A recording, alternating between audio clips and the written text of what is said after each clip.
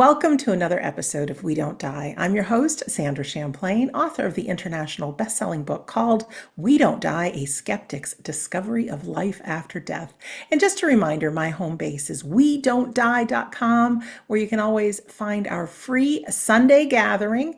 It is a non-denominational online service, 2 p.m. New York time, every Sunday. And there's a medium demonstration included, so you don't want to miss that. Also, we have medium classes, which are a wonderful opportunity to see how your soul receives information and communicate with your loved ones. Always very special. And if you are one of those extra people that just love my work and want to help me out a little bit and show a little bit of support, I have a Patreon community for as little as $1 an episode. You get episodes of this show before the general public, commercial free, and you also get a list between this show and my other show, Shades of the Afterlife, all episodes. So you can search your favorite topics, you can click on them, and that is now 640 episodes total, which is very hard to believe. So all of that is at WeDon'tDie.com. So let me tell you about our guest. Today, we'll be talking to Nicole Kerr, who is an award-winning health expert and co-author of the book, Eating the Rainbow. She has appeared on many TV and radio shows to share her unique perspective on wellness, lifestyle, and nutrition. But what is she doing on We Don't Die, you may ask? Well, she is also the author of the book called You Are Deathless, a near-death experience taught me how to fully live and not fear death. She's here today to tell us her story that dates back to when she was a 19-year-old cadet at the United States Air Force Academy. You can find out more about her at her website, NicoleKerr.com. Nicole, new friend, welcome to We Don't Die Radio. Thank you so much, Sandra. I'm delighted to be here, and I'm very appreciative to be on your show and hopefully to help some of your listeners. And Absolutely. Introducing me, credentials in the health industry are important. And people say, well, what credential do you have to talk about spirituality and near-death experiences? And I want to show you, I even put it on my book, BTDT. Have you heard of that? I have not. Any idea what that would be? No. Been there, done that. Oh my goodness. So it is a legit credential, and I will tell any of your audience, put it on your resume if you've had an experience that doesn't have any formal education to go with it, and create it, because truly experiencing something like a near-death experience is the only way to become not an expert in it, but somebody that can come back and talk about it and say, this is what happened to me. So that's my credential. That's what I go with to say I could get on your show. And I love it. Yeah. I was just talking a second before we started recording, and I'm a chef by trade. And what was a chef doing? Talking about the afterlife. Well, it's been over 26 years now of passionately studying that. Yes, I maybe could have gone to school for something. I don't know what that would give me some letters behind my name, but I think it's more important that we have that experience, and people want experience on the job training, as we say. So let's meet you. Where do you live? Where do you come from? Let's learn about Nicole. I spent 17 years on the beautiful island of Oahu in Hawaii. And then during the pandemic, my husband retired from being a professor of middle-level ed kids. He loves that adolescent age group. And we retired to North Carolina, a small town on the eastern coast called New Bern.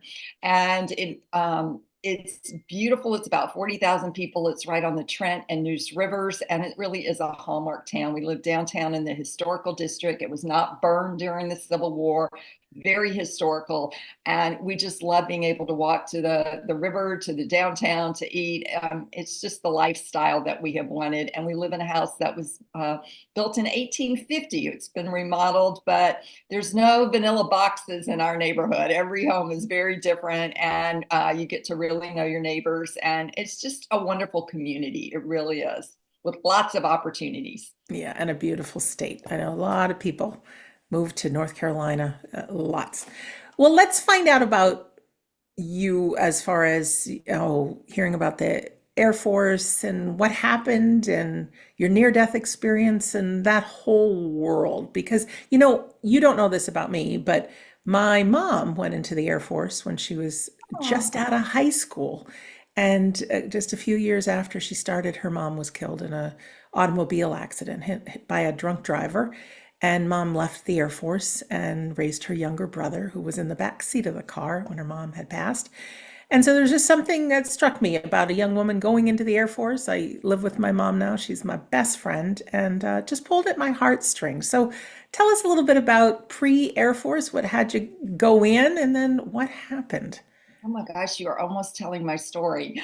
It's ironic. I'll share it with you in just a sec. But yeah, I grew up in Jackson, Mississippi. So very Bible Belt, very conservative area um, during the 70s. And, there was a lot of racial division going on in that time period. And I will tell you, I grew up in a real uh, household. My dad was a Marine, so it was very uh, rule based and controlling, and church was a significant part of our life. My mother was Lutheran, my dad was Southern Baptist, so we had people ask me, what was the biggest thing about church? And I said, there's just too much of it and they were conflicting. And I think even God would have gotten confused, about this church is telling you this one's telling you that, and so anyway, very religious and very conservative, and of course, very people pleasing. You grow up to be a people pleaser as an identity because you want to be liked. So I talk a lot in my book about identities and how a lot of them initially save us as we're growing up, but as we get further down the road, they harm us. And people pleaser is one of those that actually harms you if you keep that identity, because you will never own your own truth. You will always tell somebody what you think they want to hear instead of voicing your own truth because you're afraid of the blowback that you'll receive from them. So that causes you not to really individuate and not become your own person and get in your own power. So growing up, I did junior achievement. I got into a team board. I was the National 17 magazine representative for Mississippi, so I modeled. I was everything a military person is not. Okay. So I never grew up wanting to be in the military. It was my dad. I was trying to please him, and he wanted one of the four kids, one of the siblings here, to go and follow in his footsteps at the Air Force Academy. And then he cross commissioned into the Marine Corps. And so they had just started admitting women into the service academies. And I just applied. I said, I want to be my daddy's girl. I want him to recognize me, appreciate me, love me, be special. I wanted to be special for my other brothers and sisters. So lo and behold, I passed the PFT. There's so many tests that you have to do. It's a rigorous process to get admitted to any of the service academies. You even have to have a congressional nomination. Well, lo and behold, in April of 82, I'm in high school. I get a call from the principal's office. Please come to, over the loudspeaker on the whole school. And I go in there and it's the representative Dowdy from Mississippi saying, Nicole, congratulations. You're going to be reporting to duty June 26th. And you're accepted into the Air Force Academy. And I just went, excuse my language. Oh shit, now I've got to go. And I didn't really think I was going to get in. And I went, and boot camp busted my ass. I was not in the physical condition my roommates were in. And I will tell you, I knew then that I was in the wrong place. But failure in my family was not an option. When you commit to something, you have to follow it through, no matter what the consequences are. And especially something as prestigious as going to the academy. I couldn't deal with the shame, the humiliation, the feeling of less than, not good enough, disappointment. I just couldn't face it. I'd rather have died. And that's actually what happened to me is I wound up dying because I couldn't give myself permission to quit, and my parents never gave me permission to quit. So I made it through the first year, started the second year, and it only gets tougher, especially academically. You wind up with a science degree, and mainly it's a lot of aeronautical engineering, physics, all that kind of stuff, which my brain just does not compute, chemistry, all that. I'm more the social sciences and more that end. And it was really extremely difficult for me academically. At the beginning of that year, we had an event and I had gone late and I was getting a ride back. I was the last to come, the last to leave. And there was one guy left. And so I said, do you mind if I get a ride back with you? And he said, no, of course, hop in. He was in a Corvette convertible. He was a senior. I didn't know him. And I thought we were just going back to the academy. And he had a whole different agenda. He wanted to stop and have a couple of beers. We went to the bar. And for the first time in my life, I'd never been on a date. I said, I'm going to have some fun. So I had 2 beers. He offered me a cigarette. I was like, ooh, I'm going to have a cigarette at 19 years old. Okay. Most people do this at 14 and 15, right? Or earlier. And then we left. And I remember the bartender saying, are you okay to drive? And he said, yes. And he said, we got in his Corvette convertible and we pulled over to watch the sunset. And I was hyper vigilant about getting back to the academy on time because we had a curfew at 7:35. And he wanted to make out. He wanted to have sex. And I said no. So we got back on the road. And that was the last thing I remembered until I woke up the next day in the ICU in a community hospital. And this is a picture, I'm just going to put it up there, of the 1965 Corvette convertible. And as the sheriff said, it looks unsurvivable. And it was unsurvivable for me. I was actually pronounced dead at the scene, and the driver had minimal injuries. I just want to say one thing. There's some people listening who can't see that, but I know the pictures are all on your website, NicoleKerr.com. So just for those of you who are listening, don't be frustrated that you can't see it. You can. Yes. And you can Back to you. You can see all the images in the book. They're all posted there for the Audible viewers as well. So needless to say, how would you describe that? Just a pile of fiberglass and steel, just a crunched up car. Yeah. Just crunched. Yeah. From both sides. So it didn't have seatbelts. Thank God we were both thrown out of the car. And the way I now know this story is my memory of the crash. The only thing I remembered was this bright white light. That was the only thing I remembered. And I thought it was the operating room lights, maybe, that I remembered somehow. And the surgeon cleared that up and she said, no, you were unconscious. There's no way you remember that. It had to be something supernatural. And it turned out it was. It turned out that was the beginning of me remembering my near-death experience. But I didn't know that until 19 years later, when my memory actually did come back of the crash in detail. And I was absolutely overwhelmed because at that point, I had just gone to rehab to get myself, back well from a lot of these injuries that I had, and gone on with life. And I didn't deal much with, oh, did I have an NDE or whatever? But I got the medical records, I've got the district attorney records, and I've got my memory now, plus talking to my doctor, my paramedic, and the nurse. I interviewed all of them. I went back 25 years later and interviewed them for my book. And it was amazing because they all were like, no one's ever come back to thank us, but I was in the hospital 4 months. I had massive injuries. I'm not going to go into all the details, but I will just tell you that I was in the ICU for 7 weeks.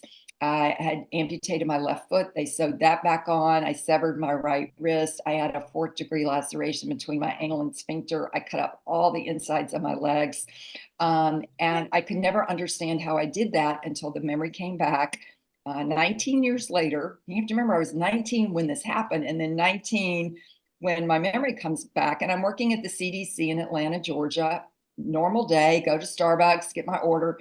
All of a sudden, Sandra, out of the clear blue, I remember exactly how I'm sitting in the Corvette. One leg's on the dashboard, the other leg is folded over, and I went butt up through the windshield, cutting all the insides of my legs and anyway, my wrist and everything. And when I got into the air is when I froze and I realized I was going to die.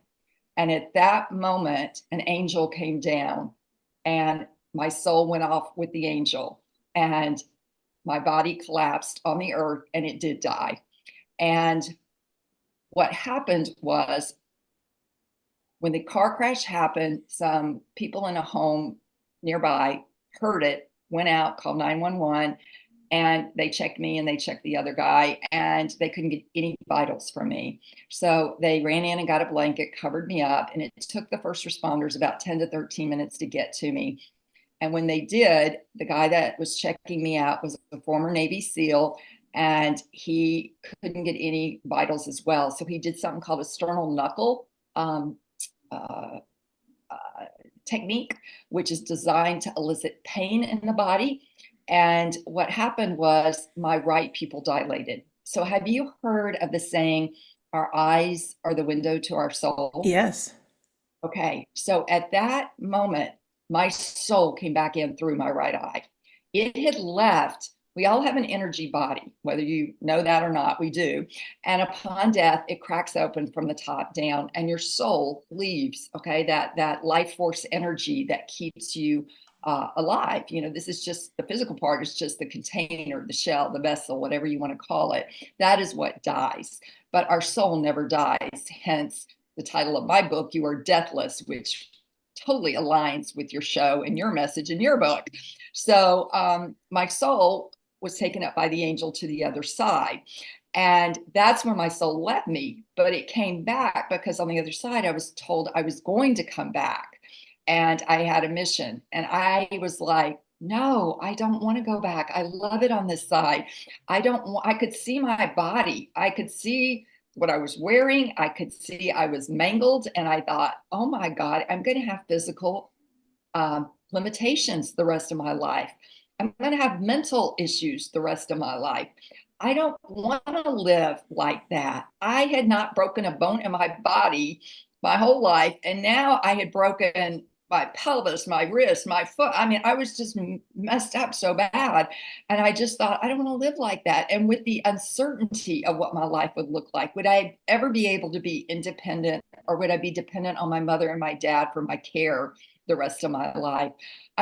Plus, I didn't want to go back into that extreme religious family upbringing where I was told I had to follow all these rules to be a good girl. I just didn't want that. So I wanted to stay on the other side where I just felt like an astronaut in outer space, full of awe and wonder. And it was just brilliant. It's hard to put into words. I know most indie ears, it's like you can't find the right English language to describe really what is on the other side. I just know, we in our human form can only with our eyes see just ahead and maybe a little bit to the periphery. So maybe 180 if you're lucky. But when you're in this translucent form, this energetic form, you're relying on vibration, telepathy, all these other different sensory experiences to process things. And you can see 360 and in the future all at once. It's incredible. So, you have to suspend the limitations of the physical body on the other side because they don't exist.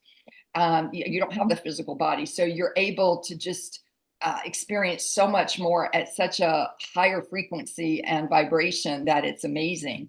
So back to the crash, he was able to before that, he couldn't get any blood pressure reading on me. As soon as my soul came back in my body and I started becoming alive again, he could get a blood pressure of 60 over 0. Now, of course, 120 over 80 is normal. So I'm half that. Okay. I'm like still barely hanging on. They had to do CPR the entire 20 minutes to the nearest community hospital, not a trauma. They just wanted to get me to the nearest hospital.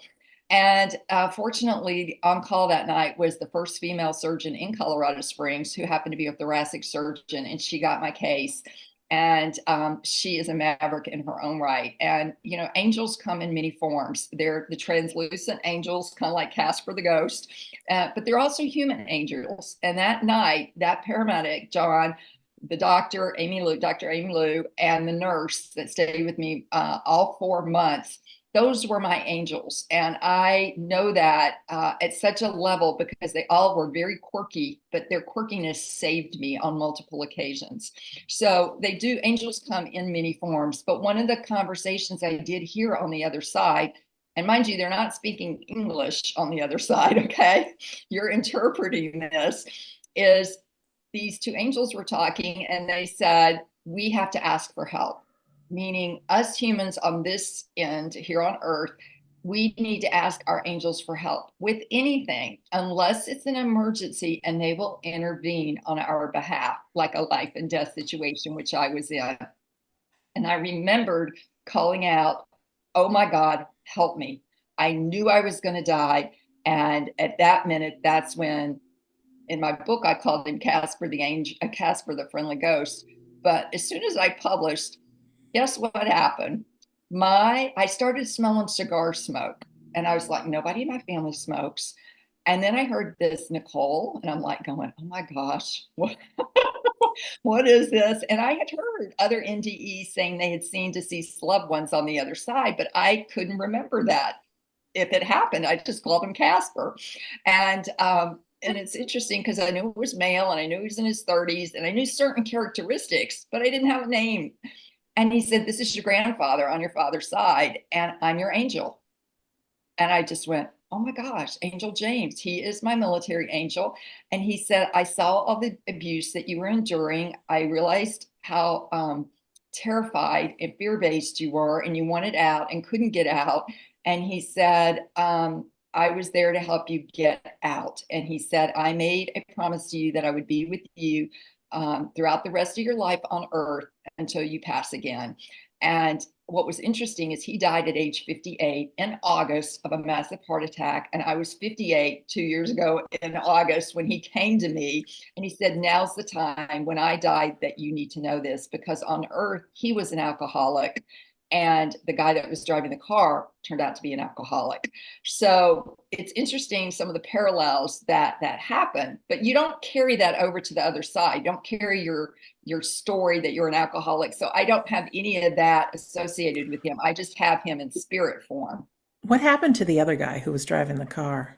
He had some minimal injuries. He had some scratches on his back, and I think he broke maybe one bone. It wasn't a significant bone, but he was only in the hospital a week, and then he went back to the academy.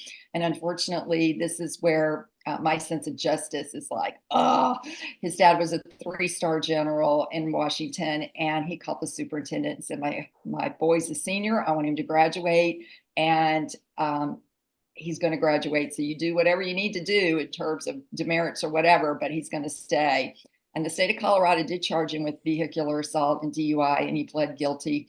And he was still able to graduate from the academy, which no other cadet, they would have been kicked out just on the honor code alone for something like that. But because who his dad was, I mean, rank has its privileges.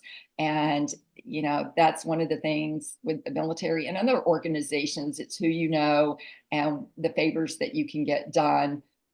So I had to deal with my frustration and anger toward him for feeling like he got away with it, you know, and really didn't have to pay any consequences. And that was a long road for me to learn to forgive him and to just move on with my life, that the anger was hurting me. Yeah, and you know enough about near-death experiences that he will have his own review of life Well, and I be able felt like to that's what it's like. experience what happened from your eyes and Yeah. from you. So forgiveness is a good thing. Okay, let's carry on. And I want to know now, the memories suddenly came back after 19 years.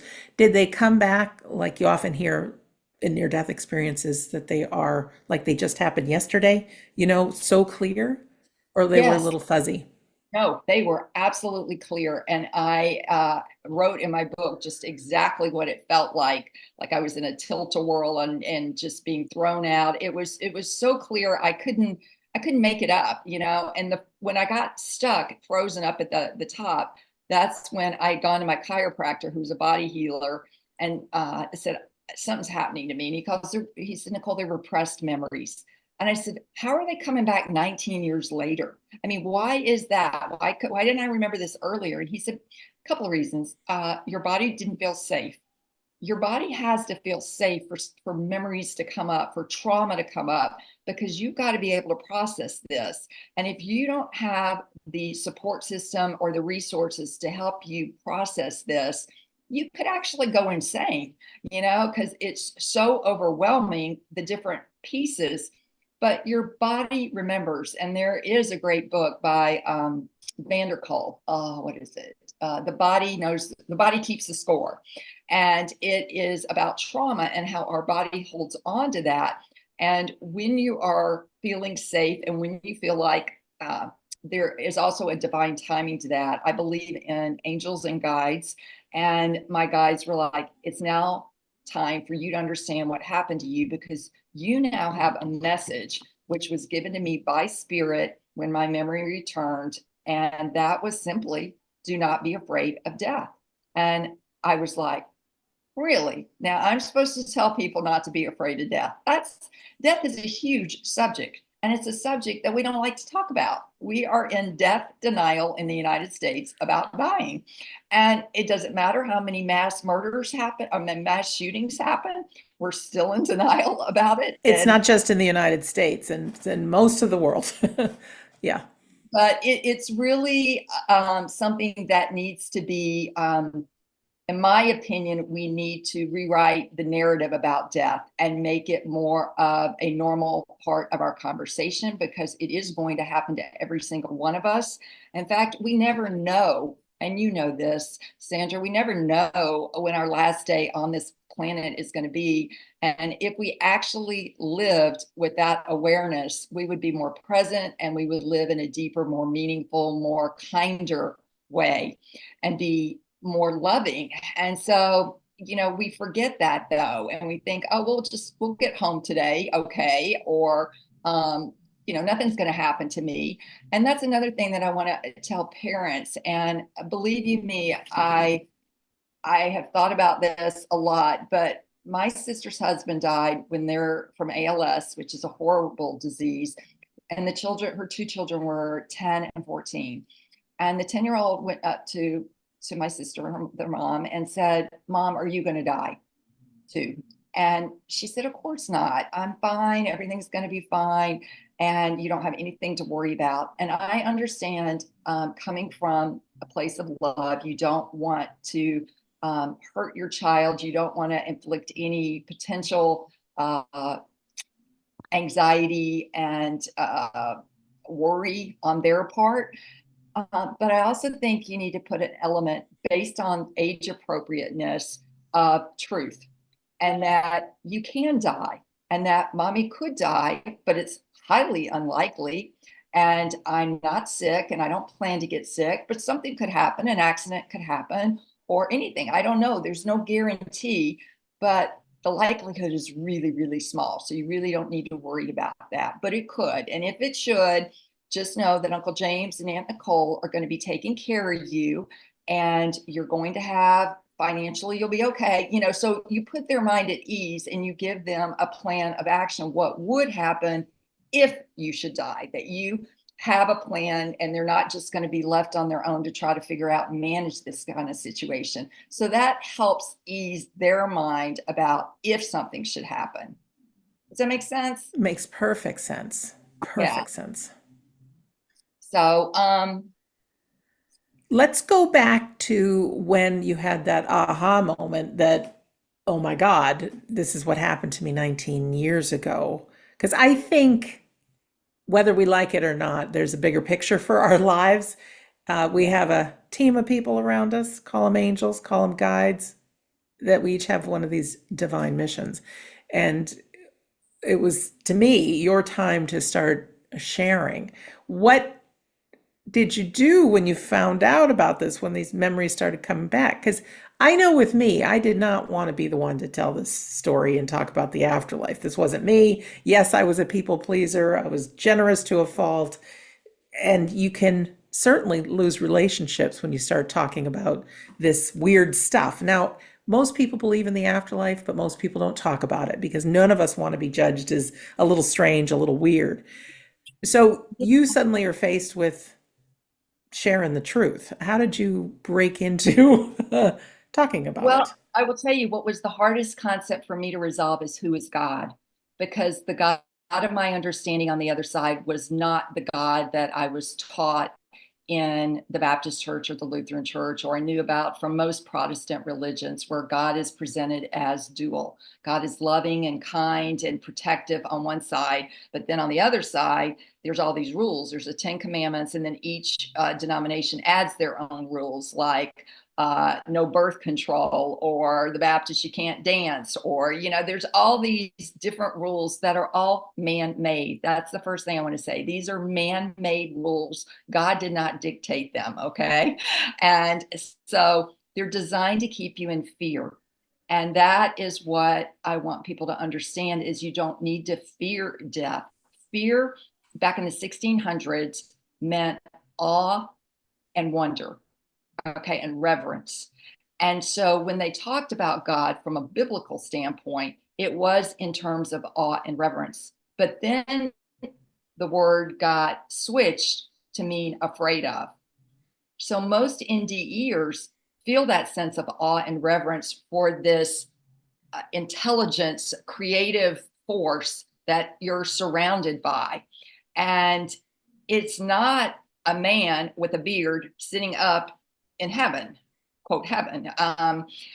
It is a presence, an essence, an energy. There is a creator. You can call it whatever you want. God, source, higher power. It doesn't matter what the name is.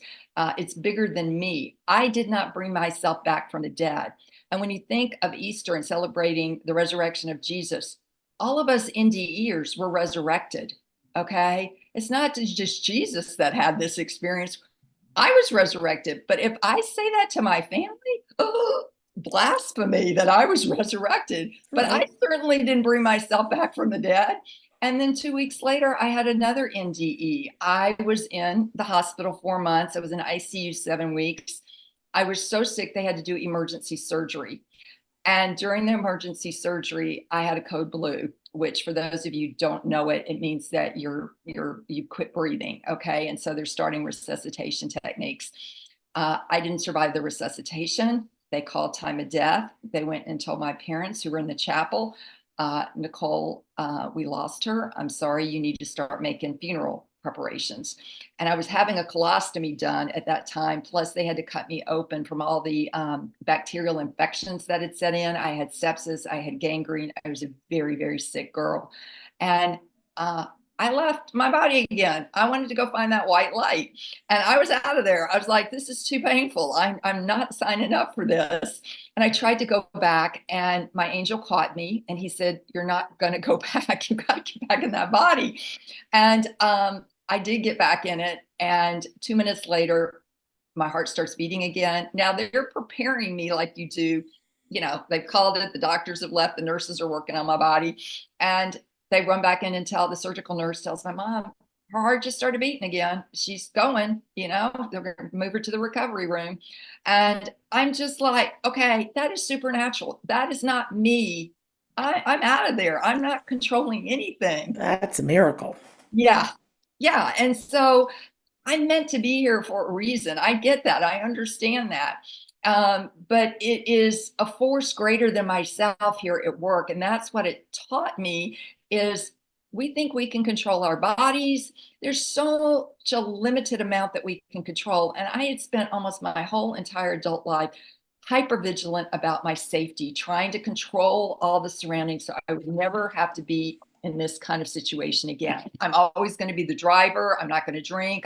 All these rules I put around my life to insulate myself from the potential of something bad happening again. But going back to God, I had to reconceptualize God.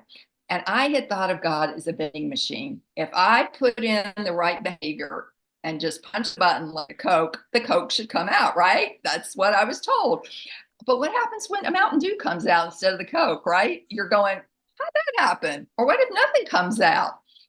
It's put on you, from my opinion, from the church, that you're the problem. You didn't pray right. You didn't ask right. You're not, repenting or whatever it is.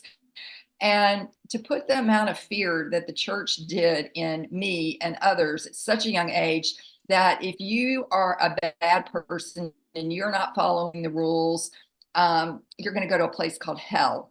And in hell, your soul will burn in all eternity. You will be separated from your family. Well, you tell any kid they're going to be separated from their family, that's the number one fear, abandonment in a child. So you're just going to be like, okay, what can I do to make sure I'm a good person and follow all these rules, you know?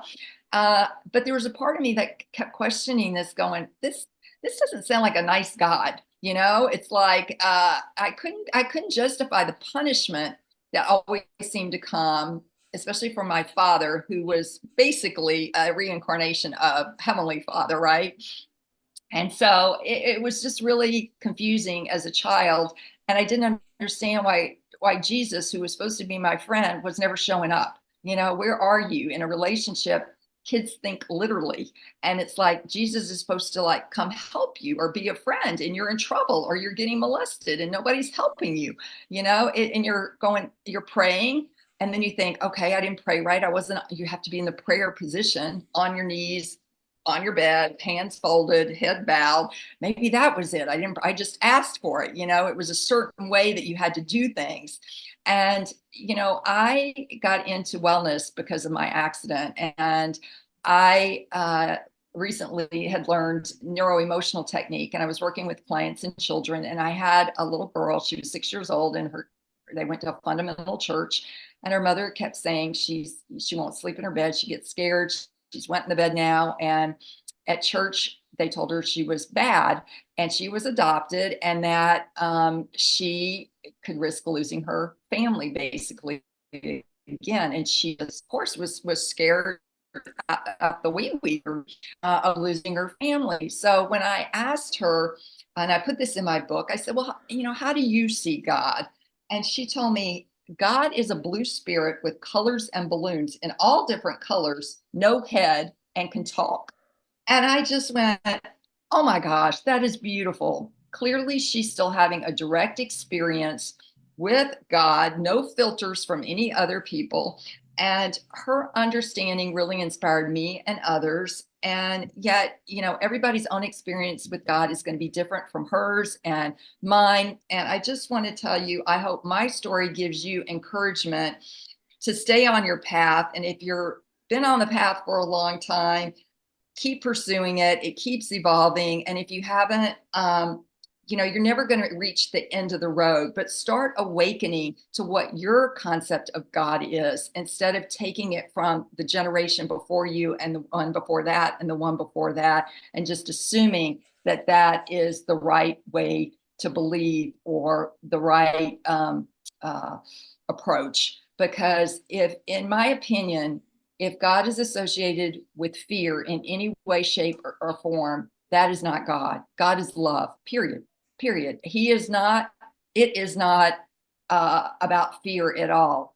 And there's no judgment on the other side. I want people to really understand that. You're not going to be judged. It's not Santa Claus keeping a score of if you're a bad person or a good person.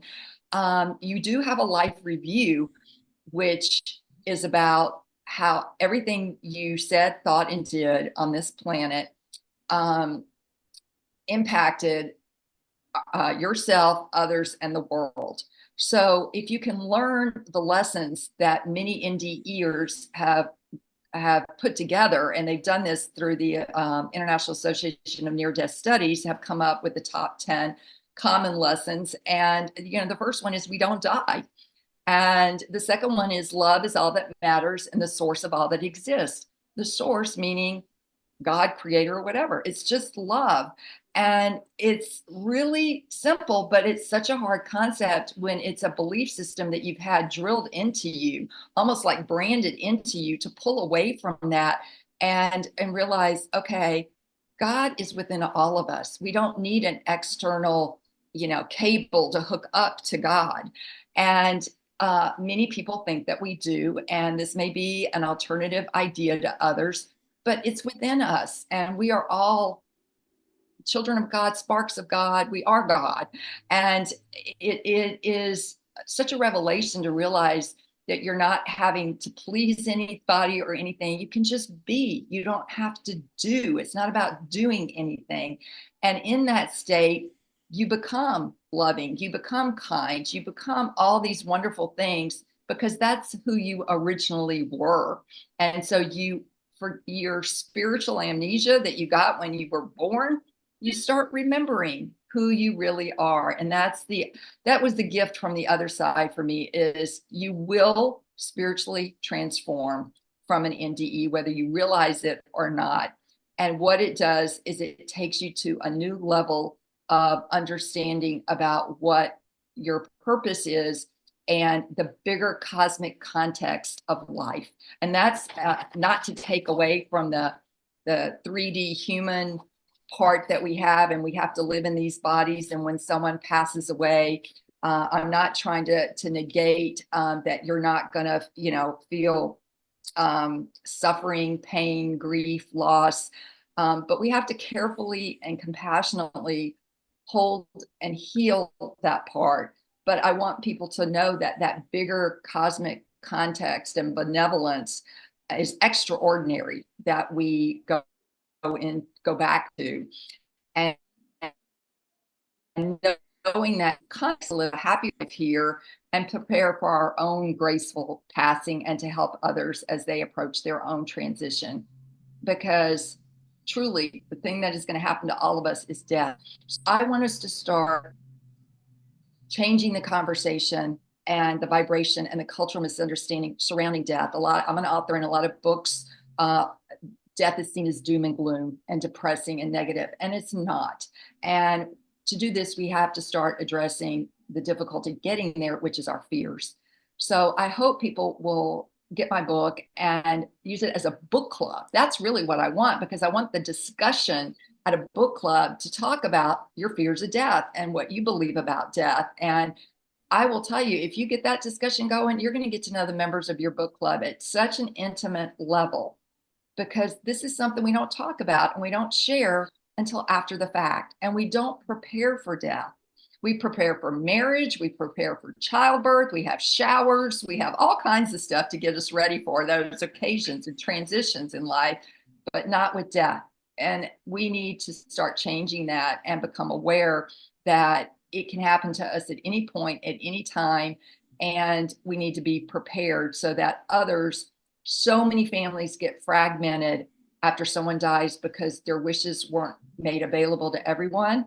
And it destroys families. I mean, absolutely destroys them. The infighting, the I wanted mom silver, all that kind of stuff. You need to take care of this and be responsible so that you're not leaving your family with this huge mess, I'm just going to say, to have to sort out, including your physical things, because most kids today don't want grandmother's china.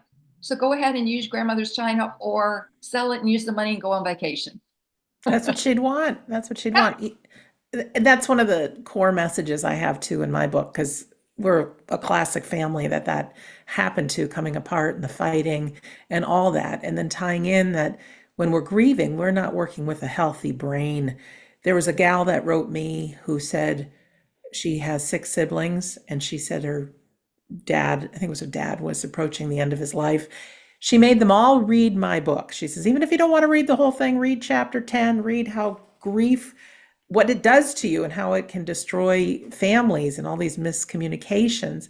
And so all of her siblings did, and they realized, going through divvying up the stuff, when one of the things would kick in, and they go, okay, yeah, that we knew this was going to happen. This is what we're going to do. And so they work together on it. So it's getting that information before something happens, and to know that death isn't a taboo subject. I mean, it is scary. Like, even with me in 26, 27 years of exploring, I'm not ready to go, right? But that's part of what keeps us locked into being human, because I do think there are things here on earth that are of value that we learn for our soul. I wanted to ask you too, Nicole, if you had a purpose for life, from everything that you've experienced, and you were to give people an idea of any advice, like what's the meaning of it all? Why do we want to stay here if the afterlife is so grand?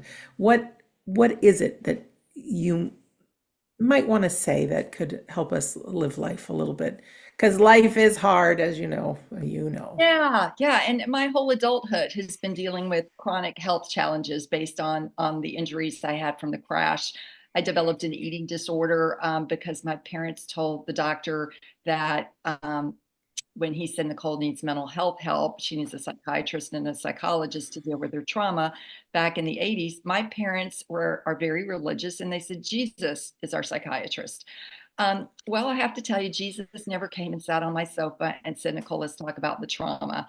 And as a result, your body, when it goes through trauma, is going to manifest in an unhealthy way to try to deal with it. And mine went into compulsive overeating. And back in the 80s, that's what it was called. Today, it's binge eating disorder. And it lasted for 20 years. So I was filled with such shame and such embarrassment of having something like this.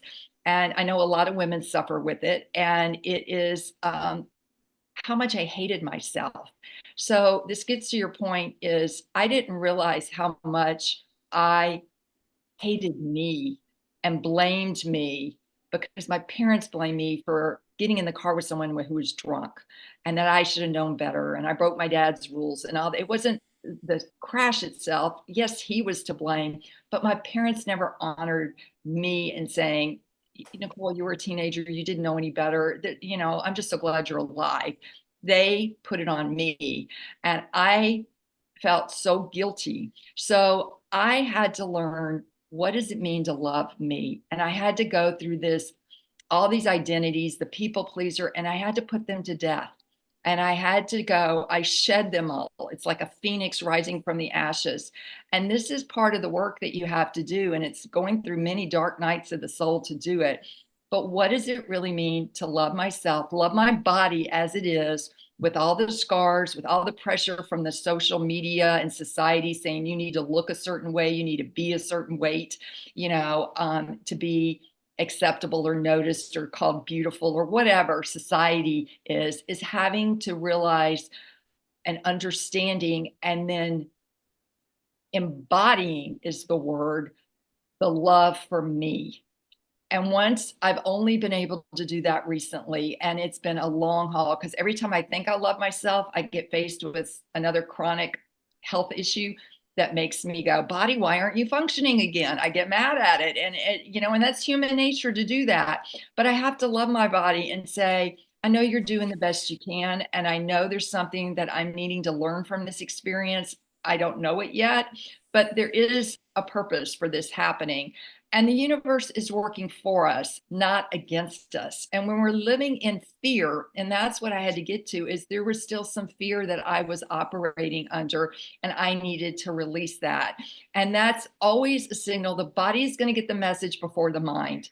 And we need to remember that. That's why it's so important to be able to process your emotions at an embodiment level and not have them just cut off and stay in your mind. I feel angry. Well, you're not feeling the anger in your body. You just are processing it as an emotion, an intellectual thing.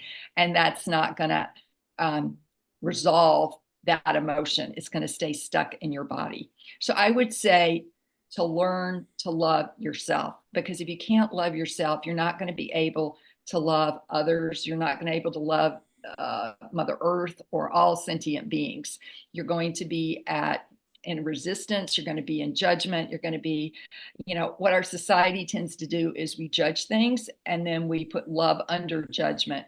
And you're never going to get peace that way. You have to put love at the top and then judgment. You won't want to judge if you're in love. You will still, because we're human and we have to pick sides sometimes, but then you'll be able to find that peace. And that's what I do remember from church, is that peace that passes all understanding. That's ultimately what I want to feel here, is be at peace, and peace with myself, with in harmony in relationships that I have, and to let go of trying to convince people that I'm right, or just to be me. And this is my truth, and you can either take it or leave it. And I'm not trying to convince anybody. I'm just trying to say, here's an alternative experience that I had that says God is love. And if you've been raised with the God that is causing you to fear, that is a man-made concept that has been put on you, designed to keep you in fear. And when you're in fear, you're not going to have clarity, because you're working from that amygdala part of your brain where you're in fight, flight, or fear. You're not in your prefrontal cortex where you're in parasympathetic, where you can rest and digest and process things and make executive decisions. And so many of us are triggered and are caught in that fear loop, and we make decisions that are not for our highest and greatest good. So that's what I would say, is to continue to evolve that loving concept and quit shaming yourself by saying, I should have done this. Take should out of your vocabulary. Amen. Amen. And as far as your parents, were you able to forgive them, realizing they probably were just doing what they were taught or doing the opposite of what they were taught? No, my parents are religious addicts. Okay. So they are very, uh, what do I want to say? And for me, it has been a very difficult relationship with them over the years. And my dad is dogmatically positioned. For those of you who don't know what that means, it's his way or the highway. Okay, so you believe like him, or he don't want to have anything to do with you. And so that's kind of where we're at. Is we don't have much of a relationship. They say they love me, and I know the way they were raised and the way they never process their own traumas. Okay, that's one of the biggest things. If your parents don't process their own traumas, they will put them on you, and they will expect you to deal with it like they did, which is they just got over it and they're fine. Okay, because mental health really wasn't available like it is today for that generation. But it's been a very, I've had to put boundaries up. I've had to just cut the relationship. And with my dad, it's cut off. And with my mother, it's very limited because she is aligned and codependent with my father. So they think alike, they breathe, and I get that, but I can talk to her spirit form, which is not her physical form. And I can tell her spirit form how I'm feeling or what's going on.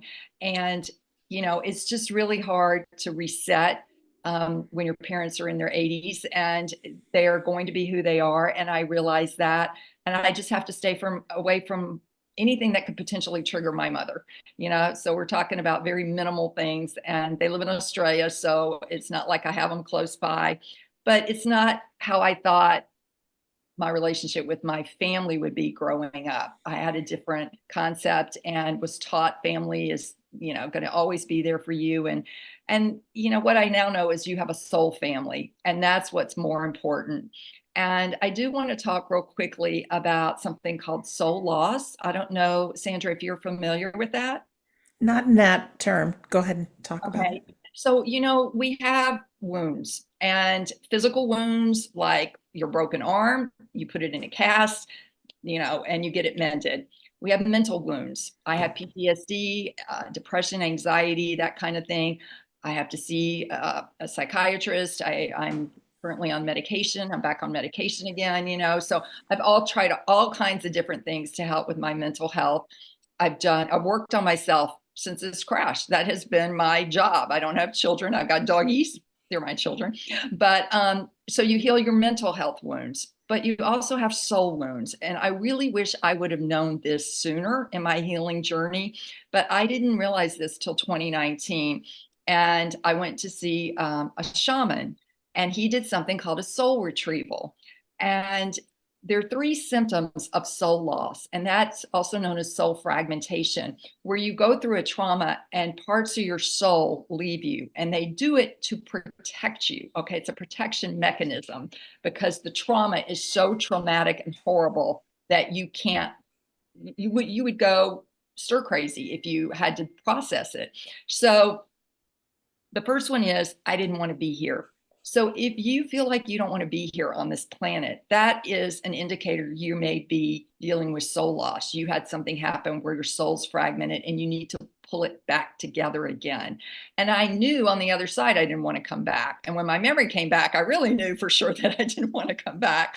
But I'm here, and I'm like, okay, I'm here now. What do I need to do? Because I knew it was going to be filled with pain and suffering. And here's the deal, all of our lives are, because that's how we learn. We unfortunately have to suffer through stuff to get it. It's not going to be love and joy and unicorns and rainbows all the time. High vibe stuff. I mean, that's just the reality of this planet. And you can see the division and the wars and stuff going on right now, where people are just, oh my gosh, they're just, you want to talk about hell on earth. A lot of them are living in that kind of situation. So the second symptom is a low level, consistent feeling that something is missing. And really, what's interesting about this is many compulsive behaviors and addictions fall into this statement. Okay. So I developed, like I said, an eating disorder called binge eating. And that for me is something is missing in my life. I didn't want to go back to the God that I'd grown up with because that God wasn't working for me, but I didn't know what God was out there because I didn't have my memory. I didn't have that memory of the other side. And so I was just like in this wasteland, going to different churches, trying different denominations for 20 years and realized, okay, none of this seems to align with me. I'm not jiving here, but I was just empty. I felt empty. And I wasn't connected to my angels or spirit guides. That all happened after my memory came back. And then the third one is you can't get over it. It loops and loops and loops in your brain all the time. And I felt stuck with my chronic health conditions and this hypervigilance for keeping myself safe. You don't understand how, maybe you do, how much energy that takes out of you to try to keep yourself safe. And it's an illusion, you really can't. And even if you stayed in your own house, your house could just, a tornado could come and boom, there you go. I mean, there's Right. no, there's no, but I just, like any other wound, like I described before, that wounded part of the soul should at some point undergo healing. And that's where that shamanic soul retrieval comes in. And soul retrieval is a powerful healing tool that works. It really does. And what we're dealing with here is that spiritual hidden realm. And I'm here to tell you it's a very real thing. And hypnotherapy, you can get to it this way. If you're able to, you can call these soul parts back for yourself, or go to someone who is familiar with this. They may not be a shaman, but just in that genre of helping people. And I don't know, maybe you as a medium can do that as well. Do you think you could? Well, I've been to a shaman and I get where you're coming from. I don't think our soul personally, like I get it and I get it's very therapeutic. Um, so I think what I want to say is through all the episodes that I do, and I'm sure you're the very same way, there's gold coming from everybody, but we all have to use what resonates with our own soul as the truth. So I don't ever want anybody to believe absolutely everything I say or anything our guests say, because the truth lies within. So that with what works for you, absolutely do. There's a lot of benefit in hypnosis and shamans and all of that. And so I would say anything that empowers a listener or a viewer that aids them in this life, go Yeah. for it. Yeah. Like, so if But I this do if too. this But I resonates, go for it. If it doesn't, that's okay too, right? And So you can that's what also I want to say. try it once and go, doesn't work, been there, done that. Yeah, yeah, And that's why, I also say that with God. There's so many uh thousands of paths to God that, it's innumerable. And we all have different personalities and we're all at different soul levels and vibrations, that some things will resonate with some people and some won't. But it's all about becoming more aware and changing your behavior and aligning yourself with your mind, body, soul, and spirit. correct. And I'm with you on that. I want to just say, I know we only have a couple minutes left, just with family, because I'm in a fractured family as well. I've got three siblings that have nothing to do with me since my dad passed. And hard. as hard as it is, and as much as people say, oh, you should have that resolved by now, if they didn't behave exactly the way they did around the time of my dad's death, and I didn't behave how I did, like I would never have gone looking for answers about grief, why it hurts so bad, how so many miscommunications can happen. 1 in 3 people walking this planet are not in conversation with somebody in their family. I didn't know that. I thought, oh my gosh, I couldn't repair my family, something wrong with me. I just want everybody to know that this is a human thing.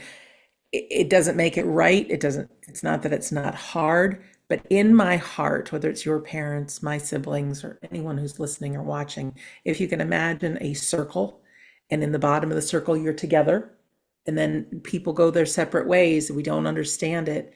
But at the top, whether it's in this life or the afterlife, I really hold in my heart of hearts that people play the roles that they do, whether they understand them or not, because look what you're doing today. Look at the lives you're impacting. And then the same thing with myself and everyone. Those hardships are those things that only you've experienced, that in your own way you can make a difference for another person. And I think that's, for me, that's the goal of being here on earth, is to take that which what we've learned and suffered through, find that wisdom, find that soul growth, and then give it away to someone else. So I just don't want, and for you, I know it's difficult because it's easier sometimes when our family members are deceased than experiencing grief and loss and these miscommunications when they're still alive. So for yourself, Nicole, and anyone else who's experiencing that right now, try to see life from other people's perspectives. They're doing the very best they can with what they know. And just imagine that circle, that it will come back together and all will be well. I can't say when, but I really hold true Yeah, that it yeah. will be. And when you do pass your deceased loved ones, you will see them, but it will not, you don't have all the memories you have on earth that carry over about fights and disagreements and all. You see ourselves in our purest form, which is light, love, Love. and love. So that's who we are at the core. It's just we all manifest it differently on this physical plane with getting locked into certain belief systems, usually that are inherited, that we have to at some point break free and realize who we are again. And sometimes you're the only one in your family that's willing and aware enough to break free of that. And that makes you the outsider. And that's what's hard. But you came here to do that. And you don't need to repeat it again in another incarnation. You're ready to roll. Ready to roll. Nicole, what can we find on your website, Oh, nicolekerr.com? you can find information about me. I actually will tell you that I folded my business. I was doing the NET counseling and helping. I'm a dietitian by training. Interesting. I went into that having an eating disorder, thinking I could fix myself, realized couldn't do that. But I did work with a lot of eating disorders for a long time. But I will, there's, I'm going to put this podcast on there, all the podcasts that I've done, just media links. If you want to contact me for any reason, you can.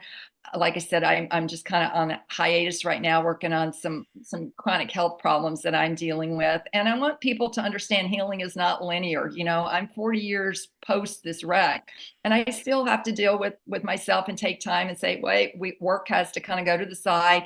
And just promoting this book myself and trying to get the word out, that's enough of a job for me. And I quit putting the pressure on myself that I have to meet this really high expectation of myself.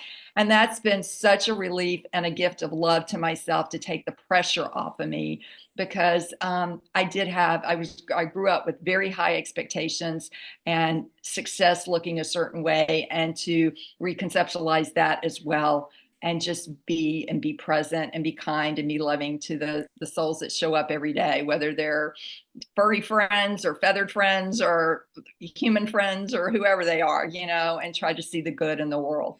Beautiful words. Nicole, thank you so much for being our guest today. Welcome. I've enjoyed it. Me too. And for our listener or Look, our viewer, oh, perfect. yeah. And you can get it on Perfect. Amazon or Barnes and Noble. I did my own Audible version of it. I narrated it, which was quite a challenge, but it's there, and the pictures are on my website, so you can see that. I really want people to realize I wrote it from my heart. It took me 13 years. It's authentic, and it's my truth. And, I hope it can benefit some people.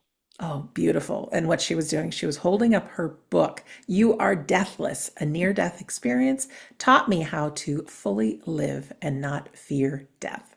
As a reminder, my home base is wedon'tdie.com.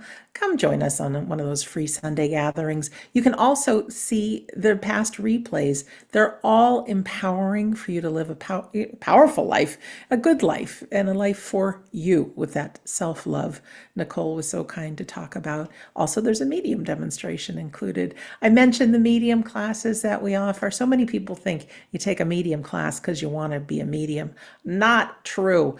To be in a close community and to witness the miracles of how your soul understands information psychically and mediumistically, and who we practice on is each other in the breakout rooms, and who comes through are your loved ones. So it's also very healing. They're very special, our classes. So everything you can find is at we-don't-die.com. In closing, my name is Sandra Champlain, and it is always my pleasure and privilege to be your host on We Don't Die Radio. I do believe that life is an education for the soul, and that your life here on earth is oh so important. Don't be so hard on yourself. Take it one day at a time. You are loved, you are supported, and there is just one you. Try to see life through the eyes of others, show them some forgiveness, and most importantly, love you. That's it. Love you. So I want to thank you for listening or for watching, and we'll see you again soon.